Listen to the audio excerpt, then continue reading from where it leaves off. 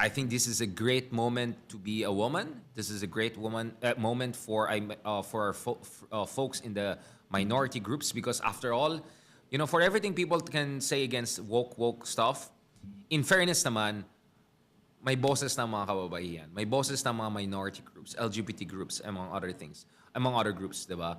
I believe they need to be given more voices, more platforms. They have to be empowered kasi structurally disadvantaged sila. I do believe in that. So in that sense, I am progressive. I am proudly progressive. At the same time, I also do realize, like, okay, so what happens now to young men, right? So ang advice ko sa young men always is this: you build yourself and they will come, right? Whatever is your preference, right? If you are successful in your career, if you project confidence, if you look like a winner, they will come for you. And in fact, all studies show you don't need to be, I don't know, Jordan Peterson or, I don't know, progressive version of Jordan Peterson, but you don't need to go into the whole literature in behavioral psychology or psychology of mating or whatever, or relationships, to realize that actually a lot of times people go for a certain individual, especially when we talk about heterosexual male. It's not only about what you are right now, but what you represent. Kung ang tingin sa'yo, this guy could be the next president of the Philippines, or this guy could be the next CEO, or this guy could be the next this and that, people are willing to invest their life in you. And people are willing to love you despite your imperfections now, because they can see your trajectory down the road. Kaya parati kong sinasabi, build yourself and they will come. And of course, as you get older, in my case, mid-30s already, you should have already built some foundations to make yourself, let's be honest, your market value should go high at a certain point, right? So that's very important. But more recently, I also had a couple of posts about career advice. And career advice, I think, is very important, because part of building yourself is having a proper understanding of how to grow as a professional, right? My beef with that whole Andrew Tate, whatever stuff, and is that these people, scammy people, I'll just be honest about it, these scammy people, I know Trump loves them and is putting pressure on the Romanian government to whatever, but the reason why those types of macho men or whatever make it is because they supposedly teach you the tricks of the trade, shortcuts. I'll tell you what, guys, true success, walang shortcut dyan. You have to work very, very hard. You have to have strong foundations. You have to do your study. You have to get the good diploma. You have to go to the good school as much as you can. And if you don't make it to school, it's okay. At least you work hard and become reliable and make the right connections. But of course, you also have to have the X factor, vision, looking at the long term. But more than that, you have to have a survival instinct. And this is where the works of Nassim Taleb, the great Lebanese-American mathematician, has been a source of inspiration for me. So Nassim Taleb talks about, so dalawang concept sa kanya ay napakasikat. One is the notion of black swans, meaning low probability, high impact events. Like, for instance, you can say the global recession, Great Recession 2007 and 8. You can even say the invasion of Ukraine in 2022, right? These are black swans, events that are very improbable, but once they happen, they're extremely high impact. And then there are also so-called gray swans and gray rhinos, which are like not totally improbable, quite probable, and also very impactful, right? Nassim Taleb also talked about another very important concept, antifragility. Antifragility is different from the idea of resilience. Ay, ko yung word ng resilience. Sa akin palaga yung resilience na yung word ng resilience, yan ang ginagamit ng mga trapos to essentially get themselves scot-free from their obligation of making sure matino yung ating city planning, matino yung urban planning, etc. Resilient na mga Pinoy, okay lang. No. Let's not abuse resilience. Human beings by nature are built to survive against all odds, right? So for me, anti-fragility is a more appropriate concept, because anti-fragility means not only do you survive adversity, you thrive on adversity. You grow out of setbacks and failures, right? Was it Edison, who said something like, I never fail. It's just that I discover 1,000 ways that don't work, right? So that having that kind of anti-fragile um, attitude and perspective and mindset is very, very important, especially in our age of disruption. So I give a lecture about technology and powers. I talk about artificial intelligence, populism, and new Cold War. But there's the other side of this. This is about what kind of mindset you have to develop. And the mindset for me is anti-fragility. That's a very important, because to be honest, I think we can come up with a better term than anti-fragility. I mean, I'm sure Nassim Taleb, who speaks like 7, 8 languages, thought very well about this terminology, but I'm sure I'll try to come up with a better term. But it's not just your typical resilience. It's about embracing disruption and thriving on that, right? So going back to this, I wrote something about career advice. And ang sinabi ko is, do not waste your time on people or places or initiatives or awards or anything that refuses to see your gift, or in the case of relationships, your beauty. Do not waste your time on those who refuse to see your beauty, who refuse to see your talent, and you refuse to see what you bring to the table. That's extremely important. Time and again, I've seen people who wasted years of their life on a relationship, but this is a career advice, on a company that never really saw them for what they were. And seeing you for what you are is not only what you bring to the table now, but what you can bring to the table over the years and over the decades. And I've seen countless people who just wasted their best years of their lives, their youth, their talent, trying to win over a company owner, a certain family or whatever, and in the end, hanggang dyan lang sila, and they had no growth.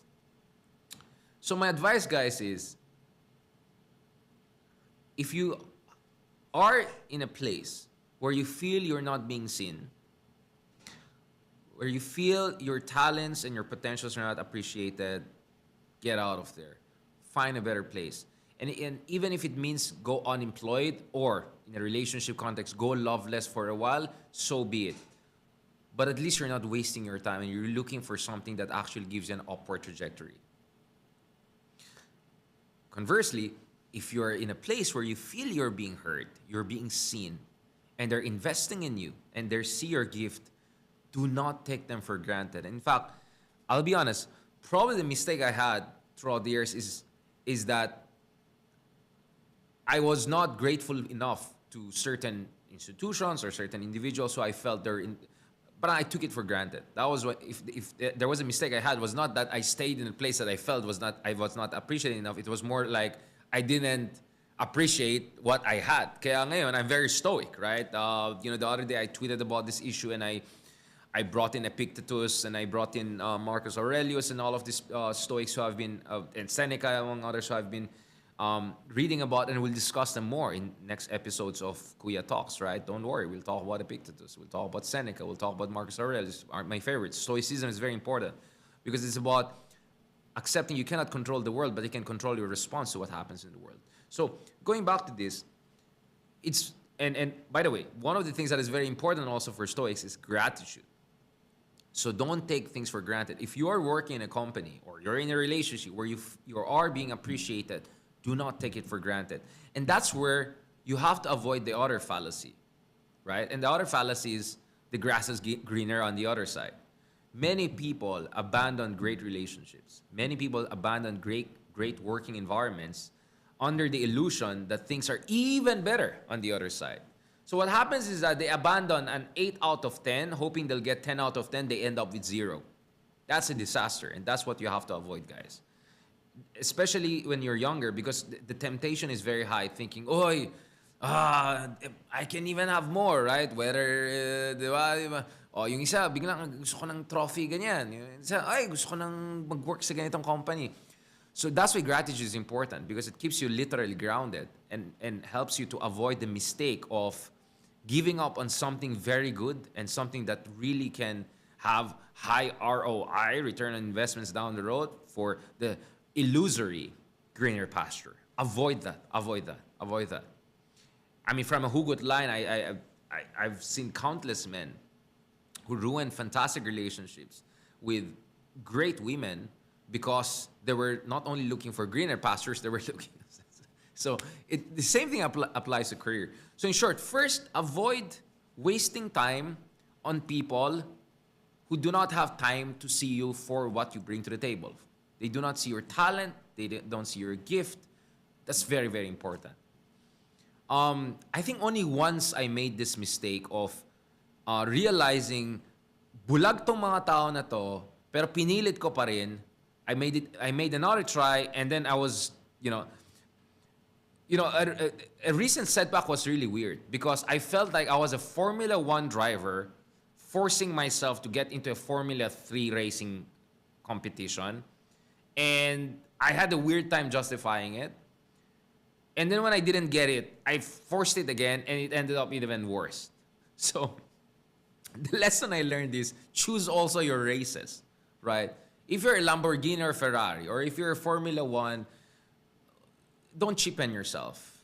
Wag mong patulan yung mga things that are not in your league, right? Wait for the right time and go for the right races. Go for the right Grand Prix. So even at this point in my life, I have made certain mistakes like that. But I'm so proud that in other cases, for instance, nag-apply ako sa somewhere more than 10 years ago, I thought, sure in na yan. Given yan. Kilala na akong ganyan. Next thing I know, walang ya. Biglang sabi nila, hindi na kailangan like imagine, kunyari, first, so di ba when you apply for a job, there are phases, right? Phase 1 is like they'll go through your documents, blah, blah, blah. And then phase 2 is interview. Walang ya. Alam mo ginawa itong mga taong to. I'll never forget that. Andun ako, naghihintay ako ng turn ko. After natapos yung isang candidate, biglang sabi ng isa, ay hindi na kailangan pumasok ka na. Parang what the heck? That was very unprofessional and disrespectful. And back then I was powerless. I was absolutely devastated. Kape nga ako. Patapos na tayo, guys, but don't worry. I was very devastated. And I was just like, I remember that day vividly. I can almost write it in literary novelist terms. I just went out and I was like just lost, totally lost. Like, what? They didn't even think I deserve an interview? I thought I was sure in, right? Grabe talaga. And then like I called my mom because I was lost, and my mom said like, never have just, like plan A. Always have plan B or C and D, because what if that plan A doesn't work? And then you're completely lost. And you're not going to be young forever, right? So make sure always plan B and C. And thank God, next thing I know, I didn't even go for it. It came for me, plan B and C and com. And the next thing I know, I ended up working in even better places. And next thing I know, never mind, baka maging bardagulan na. So faith in the Lord was very important. Faith in myself was also important. And I'm very glad that I didn't force the case anymore. I didn't apply again, or I didn't try to go. Because I realized these people were blind to my gift. These people were blind to what I could bring to the table. And, I mean, hindi naman I don't want to be mayabang about this, but just looking at my Google Scholar, forget about all other achievements I've had, you can combine all of their new recruits, put them together, it's not even 1/10 of my production as an academic and scholar. Oh, by the way, hindi ko sinasabi, this is an academic institution I'm talking about. Wala akong sinasabi. But you get what I'm saying? So one lesson I learned is that huwag mong pilitin. Kung bulag ang itong mga tao na to, if they're mediocre people who do not see you for what you are, do not waste your time on them. Right? The other thing I also learned, and this was over the years, was there are people there who are goody-goodies or try to be the goody-goodies, pero yung pala, at the end of the day, tingin nila sila lang tama. And they'll take any criticism as like, oh, you criticize us, then you're not good. The other thing I realized also throughout the years is do not waste your time on self-righteous, sanctimonious, elitist fools. Never waste your time on those kind of people. These people are politically hopeless. These people are intellectually regressive. And these people are emotionally toxic. Avoid them at any cost. So this is now advice to people who enter my world, right? Political analysis, punditry.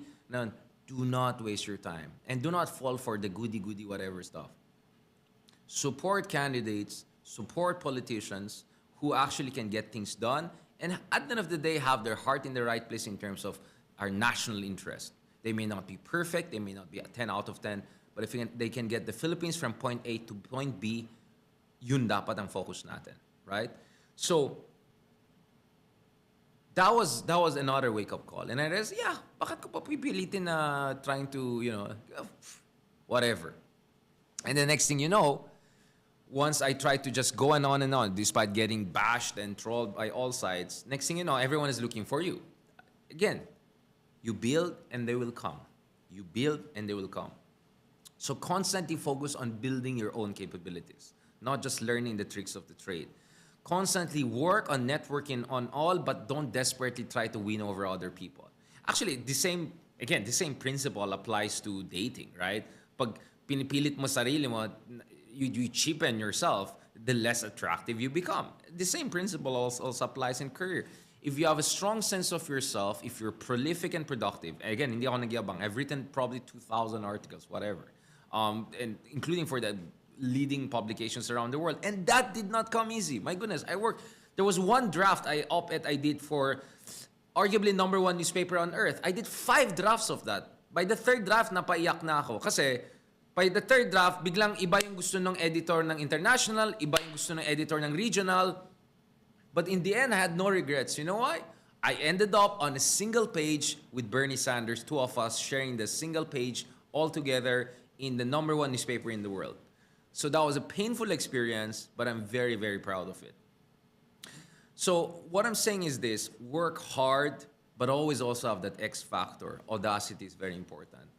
And this is where having a sense of history is important. Every time I feel down, every time I feel depressed, every time I feel like saan ito pupunta, I think about the challenges na dinaanan ng ating mga ilustrado. Imagine the time of Rizal. Imagine the time of those guys who were facing all sorts of discrimination, all sorts of racism. This is colonial era, but that never stopped them from pursuing greatness. And that never stopped them for fighting for a greater Philippines. And that is why now you have Rizal as one of your heroes in civilization. So next time, pag-usapan natin, Jose Rizal, let's talk about computer games. Medyo we're gonna be geeky in our Kuya Talks, and let's talk more about lifestyle. How to keep it fit and keep it strong. Maraming salamat for following us for this latest episode of really 360 degrees. We went from Okta survey and Pulsation survey and ended up with Civilizations game with Jose Rizal as one of our heroes. Maraming salamat and talk to you soon.